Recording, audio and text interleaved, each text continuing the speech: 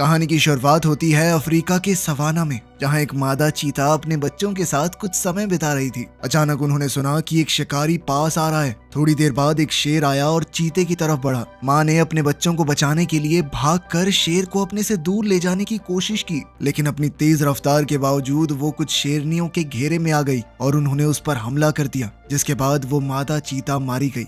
थोड़ी देर बाद शिकारी वहां से चले गए। उन्हें पता भी नहीं चला कि बच्चे वहां छुपे हुए हैं। जंगल की घनी घास में वो अलग अलग हो गए। उनमें से एक बच्चा रात भर चलता रहा और रास्ते पर आ गया। तभी एक गाड़ी उसके पास आ गई और टक्कर होने ही वाली थी, लेकिन ड्राइवर पीटर ने समय पर गाड़ी मोड़ ली। जब उसने देखा कि एक छोटा सा जानवर अकेला है, तो उसने और उसके बेटे जेन ने उसे बचाने का फैसला किया। जल्द ही उन्हें समझ आ गया कि ये एक चीते का बच्चा है। पीटर ने जेन से कहा कि एक दिन इसे जंगल में वापस भेजना पड़ेगा, लेकिन जेन का दिल उससे जुड़ गया था। उसने सोचा कि जब तक वो बड़ा नहीं हो जाता तब तक तो उसे अपने पास ही रखेगा। अगली सुबह पीटर और जेन उसे अपने फार्म पर ले गए, जहां वो और भी आवारा जानवरों को पालते थे। वहां जेन ने अपनी माँ से उस छोटे से चीते को मिलवाया और माँ ने उसका नाम रखा दूमा। धीरे धीरे दूमा उनके परिवार का हिस्सा बन गया। महीने गुजरते गए और दूमा बड़ा होकर बहुत तेज चीता बन गया। साथ ही पीटर ने जेन को भी एक जिम्मेदार लड़का बनाया था। उसे गाड़ी चलाना, खाना बनाना, चीजों को ठीक करना सब कुछ आता था। लेकिन एक दिन फार्म पर काम करते हुए पीटर को बीमार सा महसूस हुआ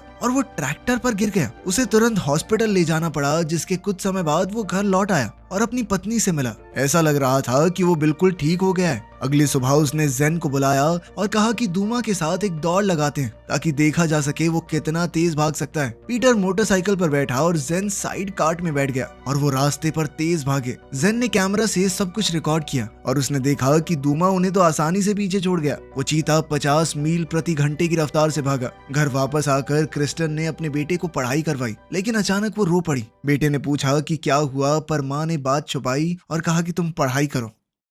अगली सुबह जेन और दूमा ट्री हाउस में खेल रहे थे। तब पीटर वहां आया और कहने लगा कि अब समय आ गया है इसे जंगल में छोड़ने का। अब हम इसे अपने साथ नहीं रख सकते। दूमा बड़ा होने लगा है, उसे जंगल में अपने असली घर वापस जाना होगा। जेन अपने इस दोस्त को छोड़ना नहीं चाहता था, लेकिन पीटर ने जोर दिया और एक नक्शा दिखाया। उसने एक पहाड़ी दिखाई जो उनसे थोड़ा दूर थी। वहां पर दूमा बहुत अच्छे से रह सकेगा। पीटर ने वादा किया कि अगले हफ्ते हम पिकनिक मनाने वहां जाएंगे और दूमा के साथ अपना आखिरी दिन बिताएंगे। लड़के के पास कोई और रास्ता नहीं था, तो उसने इंतजार किया। लेकिन एक रात जेन और दूमा को एम्बुलेंस की आवाज सुनाई दी। जेन भाग कर गया और अपनी माँ को देखा। उसने अपने बेटे को गले लगाया और कहा कि पापा की तबीयत और खराब हो गई है। इस बार पीटर बच नहीं पाया। अगली सुबह उसका अंतिम संस्कार हुआ। जेन ने अपने प्यारे पिता को एक आखिरी बार अलविदा कहा। अगले कुछ दिन उनके परिवार के लिए सबसे मुश्किल रहे। वो सब नए हालातों में ढलने की कोशिश कर रहे थे। फिर क्रिस्टन ने अपने बेटे से कहा कि हमें ये फार्म किराए पर देना पड़ेगा और हम शहर में जाकर रहेंगे। अब अपने पति के बिना ये सब कुछ संभालना उनके लिए बहुत मुश्किल था। इसीलिए अब जेन की माँ शहर में जाकर अपनी बहन के साथ रहना चाहती है। लेकिन जेन का अपने दोस्त दूमा को छोड़ने का बिल्कुल इरादा नहीं था। उसने फैसला किया कि वो दूमा को अपने पास ही रखेगा जब तक नेचर रिजर्व के लोग उसे लेने नहीं आते। आखिरकार घर बदलने का दिन आ गया। वो लोग पूरे परिवार के साथ जेन की मौसी के घर चले गए। जेन की मौसी को अपने घर में एक चीता देखकर बिल्कुल भी अच्छा नहीं लगा। क्रिस्टन ने वादा किया कि दूमा एकदम शांत है, वो कुछ नहीं करेगा। अगली सुबह क्रिस्टन ने जेन को अपने नए स्कूल पर छोड़ा और खुद नौकरी ढूंढने चली गई। दूमा सोफे पर बैठा था, लेकिन फिर वो बोर हो गया और उसने घर में घूमना शुरू कर दिया। अचानक वो डाइनिंग टेबल पर चढ़ गया, जिससे ग्वेन इतनी ज्यादा डर गई कि वो घर से भाग गई, वो भी दरवाजा खुला छोड़कर। इस वजह से चीता भागकर शहर की ओर निकल गया और जेन का पीछा करने लगा। दूर स्कूल में जेन अपनी क्लास में बैठा था जब उसने खिड़की के उस पार दूमा को देखा। लेकिन थोड़ी देर बाद दूमा भाग गया और स्कूल में चिल्लाने की आवाज गूंजने लगी। हर जगह अफरा तफरी मच गई और चीता इमारत के अंदर दौड़ता रहा। उस वक्त 2 पुलिस वाले बंदूक लेकर स्कूल में घुस गए कि आखिर हुआ क्या। जेन तुरंत दूमा को ढूंढने लगा ताकि वो उनसे पहले उसे ढूंढ सके। वो हर जगह ढूंढता रहा और जब बाथरूम में देखा तो कुछ शरारती लड़कों ने उसे घेर लिया। जेन डरा नहीं और उनके सामने खड़ा रहा, लेकिन उन लड़कों ने उसे बिना वजह गिराकर मारना शुरू कर दिया। तभी दूमा एक बाथरूम स्टॉल से बाहर आया और जोर से दहाड़ा, जिसके बाद वो लड़के डर कर भाग गए। उसके बाद जेन ने दूमा को वहां से ले जाने की कोशिश की, लेकिन पुलिस ने चीते को देख लिया और दोनों के पीछे पड़ गए। जेन और दूमा तेज भागे और पुलिस से बच गए। दोनों एक पार्क में छुप गए जब तक सब कुछ ठीक नहीं हो गया। जेन समझ चुका था कि इस बड़े शहर में दूमा सुरक्षित नहीं है। तब उसे अपने पापा का प्लान याद आया, दूमा को उसके नए घर उस पहाड़ी तक ले जाने का। उसने फैसला किया कि अपने दोस्त को बचाना है। जेन वापस अपने फार्म गया, पीटर की पुरानी मोटरसाइकिल और वो नक्शा उठाया और उसी रास्ते पर निकल गया। कुछ घंटों बाद मोटरसाइकिल का पेट्रोल खत्म हो गया, जिसके बाद उसे एक सुनसान रास्ते पर रुकना पड़ा। जेन के पास सिर्फ एक बोतल पानी था,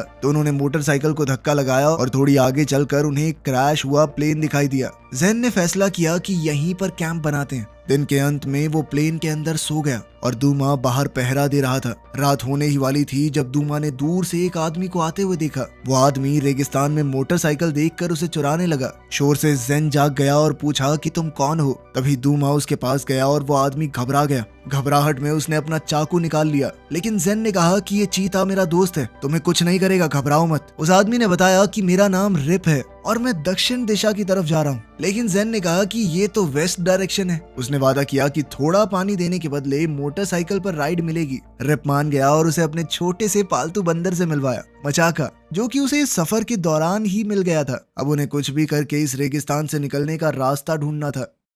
प्लेन के अंदर देखते हुए जेन को एक पैराशूट मिला। पैराशूट को देखते ही उसे एक आइडिया आया। सुबह उसने पैराशूट को एक लकड़ी से बांधकर मोटरसाइकिल से जोड़ दिया। जैसे समुद्र पर हवाओं की मदद से जहाज चलता है, वैसे ही अब हवा मोटरसाइकिल को तेज खींचने लगी और वो लोग जल्द ही पूरे सूखे मैदान को पार कर गए। इसके बाद रिप और पानी ढूंढने गया। उसे एक जमीन का हिस्सा मिला जहाँ उसे लगा कि नदी जमीन के अंदर यहाँ हो सकती है। उसने खुदाई शुरू की और कुछ देर बाद इतना पानी मिल गया कि बाकी के सफर के लिए काफी होगा, लेकिन अभी के लिए खाना भी तो चाहिए। जब वो दोनों खाना ढूंढ रहे थे तो जेन ने दूर से एक बड़े ऑस्ट्रिच को देखा। उसने सोचा कि दूमा की शिकार करने की काबिलियत देखी जाए। उसने दूमा को इशारा किया और शिकार करने भेज दिया। दूमा भागकर ऑस्ट्रिच के पीछे गया और दोनों जंगल के अंदर गायब हो गए। कुछ मिनटों बाद जेन देखने गया कि हुआ क्या। उसने देखा कि वो ऑस्ट्रिच तो गायब था, लेकिन दूमा को उसके अंडे मिल गए थे। ये अंडे खाए तो जा सकते हैं, लेकिन रिप हंसते हुए बोला कि अगर ये चीता ऐसे रहेगा तो अफ्रीका के जंगल में जिंदा नहीं रह पाएगा, इसे असली शिकारी बनना पड़ेगा। जेन ने उसे नक्शा दिखाया और एक पहाड़ी की जगह बताई कि यहाँ पर दूमा सुरक्षित रह सकता है। मेरे पापा ने बताया था, सभी शिकारियों से दूर होगा वो। नक्शा देखकर रिप ने कहा कि अगर वहाँ पहुँचना है तो तुम्हें ओकावांगो से गुजरना पड़ेगा। ये बहुत ही खतरनाक जगह है, वहाँ से बहुत कम लोग जिंदा बच के निकल पाते हैं। रिप ने कहा कि बेहतर यही होगा तुम शहर चले जाओ और इस चीते को बेचकर अच्छे पैसे कमा लेना, लेकिन जेन ने मना कर दिया। उसने कहा कि वो अपने दोस्त को कभी नहीं बेचेगा। जेन के इरादे को देखकर रिप ने भी उसका थोड़ा और साथ देने का फैसला किया और कहा कि मैं थोड़ी आगे तक चल सकता हूँ तुम्हारे साथ। दोनों उस जगह की ओर निकल पड़े। रास्ते में जेन ने अपने पिता की पुरानी कंपास देखी जो वेस्ट की ओर इशारा कर रही थी। रिप दूसरे रास्ते से वहां जाना चाहता था। जेन को उस पर थोड़ा शक हुआ, फिर भी उसके पीछे पीछे चलता रहा। दोनों एक पुराने गांव में पहुंच गए। वो जगह सुनसान थी और वहां इंसानों की हड्डियां बिखरी पड़ी हैं। रिप ने कहा कि शायद ये गांव वाले किसी अजीब हमले का शिकार हो गए होंगे। उस जगह को देखते हुए रिप को एक तेज नोक मिली और उसने उसका इस्तेमाल करते हुए एक भाला बना लिया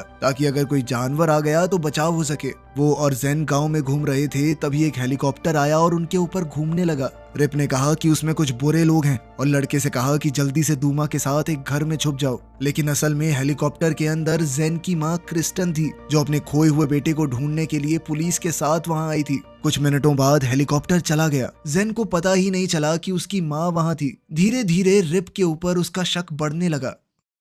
रात को रिप ने आसपास आग जला दी ताकि शेर वगैरह दूर रहें। उसने जेन से पूछा कि क्या तुम्हें मालूम है चीते के चेहरे पर जो काली लकीरें होती हैं उनकी क्या कहानी है। लड़के ने कहा कि मेरे पापा कहते थे कि ये लकीरें धूप की रोशनी को आंखों में लगने से रोकने के लिए होती हैं, लेकिन रिप ने कहा कि इसके पीछे एक पुरानी कहानी है। एक बार एक बहुत छोटा चीते का बच्चा अपनी माँ से खो गया। मादा चीता ने उसे बहुत ढूंढा पर कभी नहीं मिला। उस मादा को बहुत दुख हुआ और वो दिन रात रोती रही। फिर वो लकीरें हर एक चीते के चेहरे पर दिखने लगी, माँ के दुख की निशानी के रूप में। इस कहानी के बाद वो सब सो गए। सुबह रिप थोड़ा और खाना ढूंढने निकल गया। उसे एक पुरानी हीरे की खदान मिली। वो अंदर चला गया ये सोच के कि शायद कुछ हीरे अभी भी बचे हों। जेन को अब रिप के ऊपर भरोसा नहीं था, इसीलिए वो दूना के साथ वहां से भाग गया। लेकिन तभी अचानक उसने अंदर से रिप की चीख सुनी और उसके गिरने की आवाज आई। जेन भागकर अंदर गया और देखा कि रिप मिट्टी में दबा हुआ था। उसने जल्दी से थोड़ी मिट्टी हटा दी ताकि रिप सांस ले सके।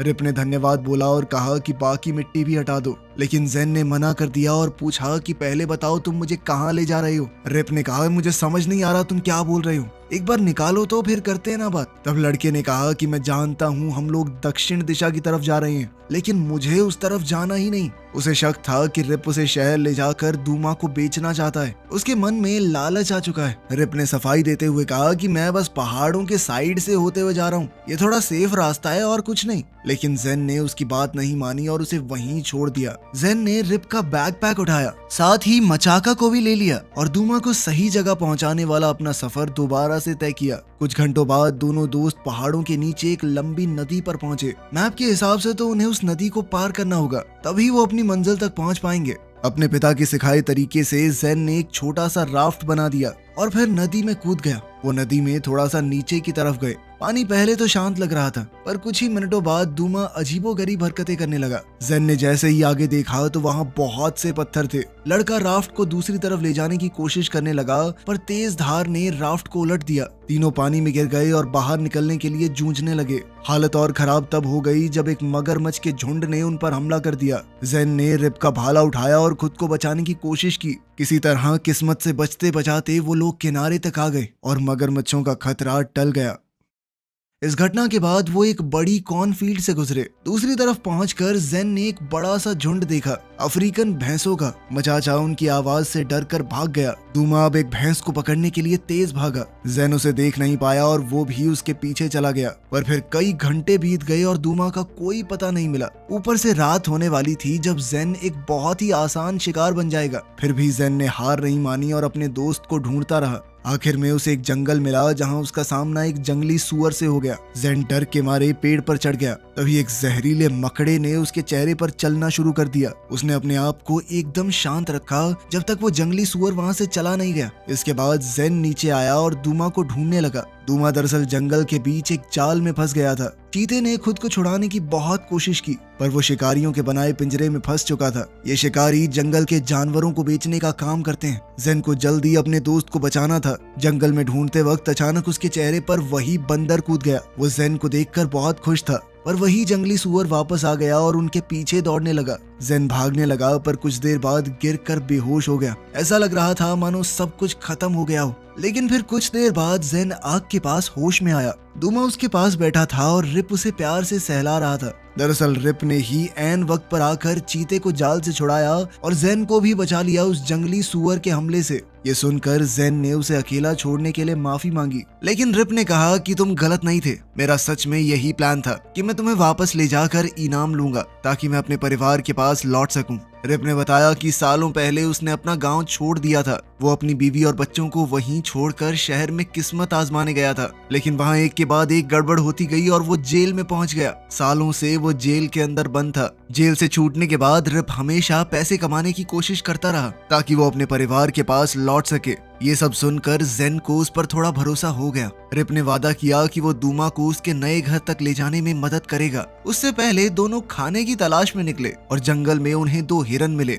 जेन ने दूमा को उनके पीछे दौड़ने को कहा, लेकिन चीता अभी शिकार करना सीखा नहीं था, इसीलिए उसने फिर से अपने शिकार को छोड़ दिया। उन लोगों को बहुत भूख लगी थी, लेकिन कुछ हाथ नहीं लगा। शाम होने पर उन्होंने जंगल के एक हिस्से में बहुत सारी रोशनी देखी जहाँ कुछ टूरिस्ट कैंपिंग करने आए थे। अब रिप और जेन ने एक प्लान बनाया। सुबह होते ही जेन टूरिस्ट ग्रुप के पास गया और ऐसे दिखाया कि उसे एक जहरीले सांप ने काट लिया है। टूरिस्ट उसकी मदद करने आए, पर जेन की शर्ट के अंदर से एक सांप निकल आया जो ब्लैक मांबा जैसा लग रहा था। वो लोग घबरा कर वहां से भाग गए। इस तरह जेन और रिप उनका पूरा खाना लेकर निकल गए।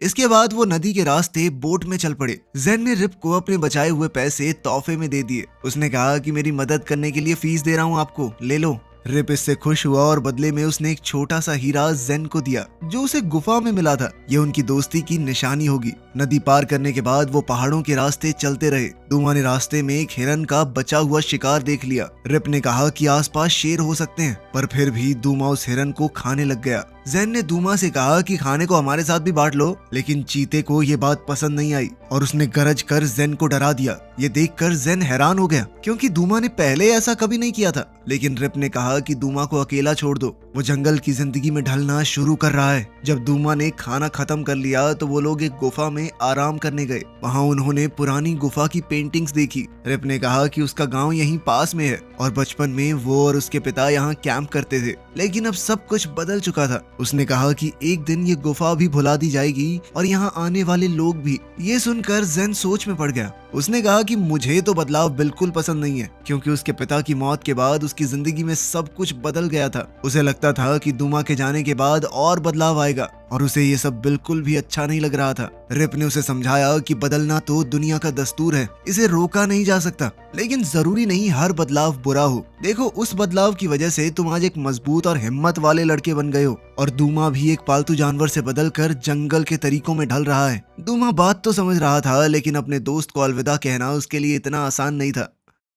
अगले दिन वो गुफा से निकले और एक बड़े खेत से गुजरे। दूर से रिप ने अपना पुराना गांव देखा। वो जेन को भी वहां ले गया, लेकिन अचानक मक्खियों के झुंड ने उन पर हमला कर दिया। जेन को बचाने के लिए रिप ने अपना कोट उतार कर उसे पूरा ढक दिया और मक्खियां उसे काटने लगी। मक्खियों के जहर से रिप का पूरा बदन सूज गया था, पर उसने जेन को ढके रखा जब तक झुंड चला नहीं गया। घंटों बाद शाम के वक्त रिप आगे बढ़ने की कोशिश करने लगा, पर उसकी आंखें बंद होने लगी और हाथ भी हिल नहीं रहे थे। तभी तेज बारिश शुरू हो गई और अंधेरे में शिकारी जानवर घूमने लगे। रिप ने कुछ घास इकट्ठा की और जेन से कहा कि अपना लाइटर जलाओ ताकि वो कैंप फायर के पास सुरक्षित रह सकें। किस्मत से आग जल गई और वो दोनों शिकारी जानवरों से बच गए। बारिश खत्म होने का इंतजार करते हुए जैसे ही हालत थोड़ी ठीक हुई, जेन ने गांव जाकर मदद लाने के बारे में सोचा और दूमा से कहा कि रिप का ख्याल रखना। लेकिन जैसे ही लड़का आग के पास से गया, एक शेर के झुंड ने उस पर हमला कर दिया। अपने दोस्त को खतरे में देखकर दूमा जेन के पीछे भागा और शेर का ध्यान अपनी ओर खींच लिया।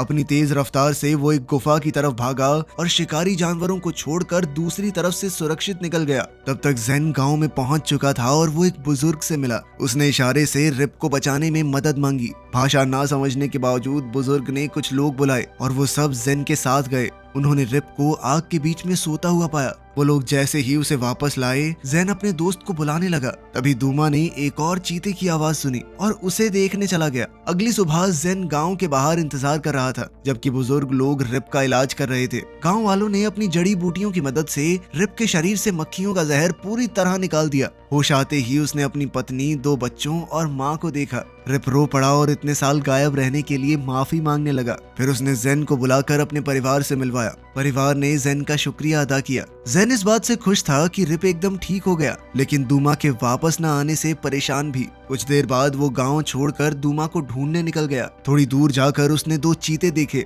जो एक हिरन का शिकार कर रहे थे। उनमें से एक दूमा था, जो अब पूरी तरह जंगल का हिस्सा बन चुका था। ये देखकर जेन को अपने पिता की बात याद आई कि दूमा को उसके असली घर में ही जीने देना चाहिए। दुखी होकर जेन वापस मुड़ने लगा, पर तभी दूमा उसके पास भाग कर आया और उसे प्यार से छुआ, जैसे वो हमेशा करता था। जेन ने भी उसे प्यार से अलविदा कहते हुए कहा कि मैं तुम्हें कभी नहीं भूलूंगा। रिप ने दोनों दोस्तों को जुदा होते देखा और जेन को अपने पास बुलाया। लड़के की आंखों में आंसू आ गए। कुछ दिन बाद हम क्रिस्टन को देखते हैं, जो अपने फार्म पर काम कर रही थी, इस उम्मीद में कि उसका बेटा वापस आएगा। और फिर जेन सच में वापस आ गया, अपने पिता की मोटरसाइकिल पर। उसने रिप की ट्राइब के कपड़े पहने हुए थे। उसके साथ उसका नया दोस्त मचाका, वो बंदर भी था। अपने बेटे को देखकर क्रिस्टन उसके पास दौड़ी और उसे गले से लगा लिया। जेन ने वादा किया कि वो उन्हें फिर कभी अकेला नहीं छोड़ेगा। दोनों ने अपनी जिंदगी की फिर से शुरुआत की। हालात पहले जैसे नहीं थे, लेकिन जेन ने कहा कि मैं अब जिम्मेदार हो गया हूँ। मैं इस फार्म पर पापा के हर एक काम को बखूबी कर लूंगा।